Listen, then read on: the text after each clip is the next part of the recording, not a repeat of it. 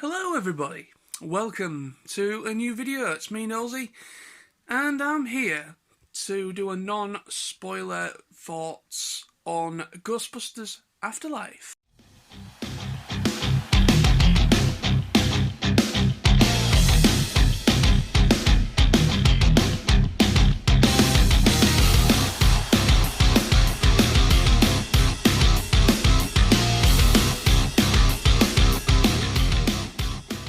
So I went to see this film yesterday, and with my good friend Sam from Reserve Firestorm 1989, and without going into massive specifics, this video is not going to be very long because I do want to make a full spoiler version, but I'm going to leave it at least maybe a couple of days. I want to do a separate video, so don't worry, I'm not going to spoil anything. But if you haven't seen the film, then don't even watch this video. If you don't want, I'm not going to spoil it, but I just want to warn you, don't watch if you haven't seen it yet. But regardless, it is just my general thoughts on the movie. This is a film I was anticipating to see for a while because obviously due to the pandemic and everything, a lot of films got pushed back like multiple times, and I believe Ghostbusters Afterlife was one of those films that got pushed back. And I really wanted to see this film so much, and I'm a huge fan of the original Ghostbusters with Bill Murray and the rest of the gang, Ernie Hudson. And, I'm a big fan of those films, and I was really let down with the 2016 film, which was the all-female version. Now, I'm not going to get into any specifics with that. I gave it a chance. I watched it, but I felt it fell massively. It just did not. It just did not do anything for me. I don't have a problem with an all-female Ghostbusters crew. I've got no problems with that whatsoever. The fact is that it was called Ghostbusters, and they were really trying, the humour was a lot more in your face than in the original Ghostbusters. They were really trying to make it a funny movie. Now, don't get me wrong, the original Ghostbusters is also funny. But what I love about the original Ghostbusters films, the first two, is that it has the perfect blend of humour and also seriousness, and also kind of, you've got that, the genius of Bill Murray, because he's just so, I don't know, the guy just oozes charisma in a certain way. He oozes humour. As soon as you see the guy, as soon as he opens his mouth, you just kind of, it kind of just takes you on this story and just takes you with whatever he's in. I generally think what made the original Ghostbusters is obviously the crew, the cast, and obviously, great direction and everything. Also how incredible the original films were with the special effects, with what they did, how they made the ghosts, especially the library ghost. The library ghost in the original film was just incredible, and it still stands up to this day with how well done that was and how brilliantly done that was.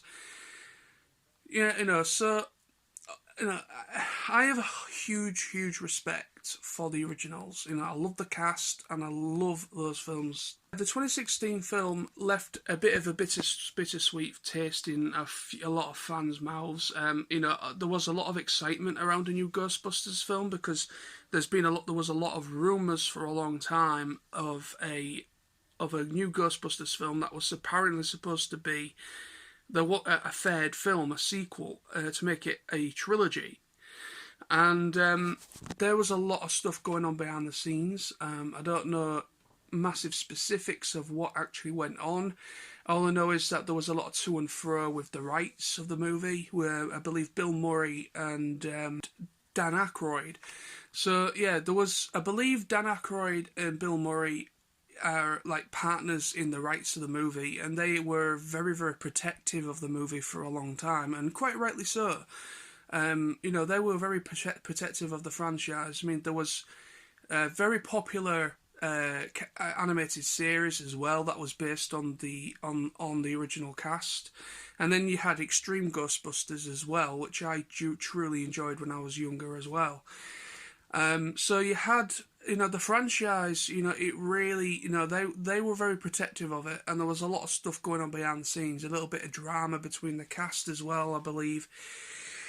And we just never thought in a million years we would get an official sequel, a third film, to kind of really, to kind of polish it off. Because originally they was going to make a third one, but for some whatever reason, it just never happened. I don't think there was a good enough script.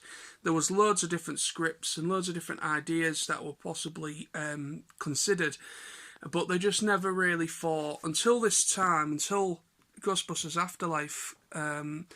They generally just didn't think anything was good enough to really emulate the feel and tone of what the original Ghostbusters was all about. So yeah, this film for me I generally think it's a great love letter to the fans, to those that love the franchise. It has heart, it has the same humour. The new generation, the young kids that are in the film, I generally think they do a great job in regards to, that they have that essence of innocence about them because they are young, still very young and naive, still finding their place in society. They're going through struggles, that stuff that people can understand. Like, at a certain time, even as an adult, people still have problems with like social aspects of things. But this film is mostly it follows a young girl mostly and her family, and the character of the young girl is called Phoebe. If that's how you pronounce it, Phoebe. And so she's played by a lass called McKenna Grace. I generally think her performance in the movie was really, really good as Phoebe. And I generally think most of the cast of the young cast were really, really good. Well, in the screening I went to go and see this film, everybody was laughing, everybody was having a good time, all the jokes were landing well, and I generally could see there was obviously a bit of a generational thing in that screening. There was people that were a lot older than me. Obviously the original Ghostbusters came out in '84. You had young kids, new generation. You had us, which were the '90s generation, because we grew up with the cartoons like Extreme Ghostbusters and the animated series that they brought out as well. And obviously, I don't know how old I was when I first saw Ghostbusters for the first time, but I was probably in my early teens. And then when things started to get really interesting, I thought the special effects were really good. I think, when things go wrong and you start seeing ghosts and all that stuff and what happens at the end of the movie, all that stuff, it looks really, really cool. And I generally believe this movie is... this movie was obviously directed by the son of Ivan Reitman, I believe his name is, who did the first originals. So Jason Reitman, I think his name is, was the director of Ghostbusters Afterlife. And I generally think, obviously his dad as well, he was, I think he helped with the writing of it and as a producer. So they basically worked as a team, a father-son team on this movie. So it was in good, capable hands. They had a good script, something that they were working on for quite a long time. And you could see that this emulated a lot of emotion and a lot of pride and general wanting to make this film happen. And I generally think this movie did a great job of embracing the new generation, like the new era of the Ghostbusters with the old or the original. and I generally think that worked perfectly. And yeah, I really, really enjoyed this movie, and obviously, I'm not going to say any more about it until I want to make a full-on spoiler version. But this film for me was brilliant.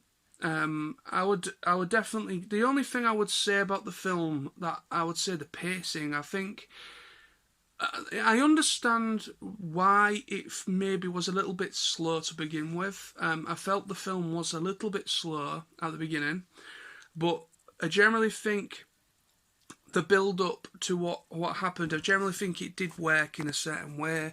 There was a lot of elements in place in that movie. They were introducing you to this new family, these new characters. So that took a bit of time to get the character development of those characters, and then the development around those young characters, the new characters, was actually really well done. But I generally think it really took quite a bit of time till you actually saw something. You actually saw a ghost, and they actually started busting ghosts. But I can forgive that little thing for us to a certain degree. I can forgive that. I'm not going to be completely cynical over that. But I generally think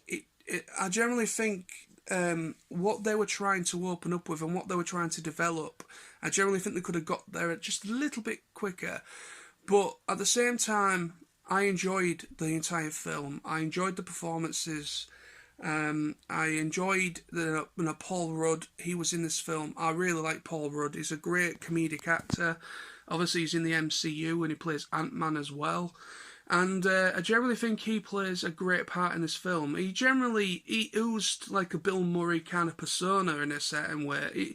Bill Murray's Bill Murray. Bill Murray is like a completely different beast. Bill Murray's Bill Murray. Nobody could ever try and emulate how good Bill Murray is. But what I'm trying to say is that I think Paul Rudd, he was trying to kind of bring out his inner Bill Murray in a way, and I generally think he did a good job of being that scientisty guy, which is what they were all were to begin with.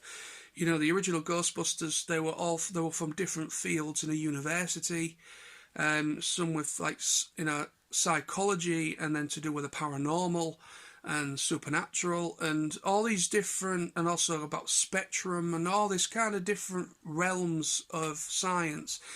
And I generally think that this film really kind of emulated that innocence and that naivety that came with the originals, and the humour, the seriousness of certain scenes and situations. And I generally think as well it was a great tribute to Harold Ramis, who played Egon Spengler. I'm not going to say any more about that, but I'm just going to say that was a very, very nice little tribute. So more on that, and I'm going to say, I'm going to do a full-on spoiler version of this video, of this review, because there's a lot of elements to talk about, there's a lot of Easter eggs, there's a lot of callbacks to the original films, and also I want to talk about certain aspects of this movie that I can't talk about in this video. But thank you very much for watching, hope you enjoy the video. Please go and check out Ghostbusters Afterlife, because this is the true third film. I generally think the people behind it, the cast, they all did a great job. This was a very good a combined effort to really make this happen, and you can see, you can understand, and you can feel that. I generally believe that. So thank you, thanks for watching, stay awesome, stay safe, and I'll be back very soon with more videos. Bye bye now.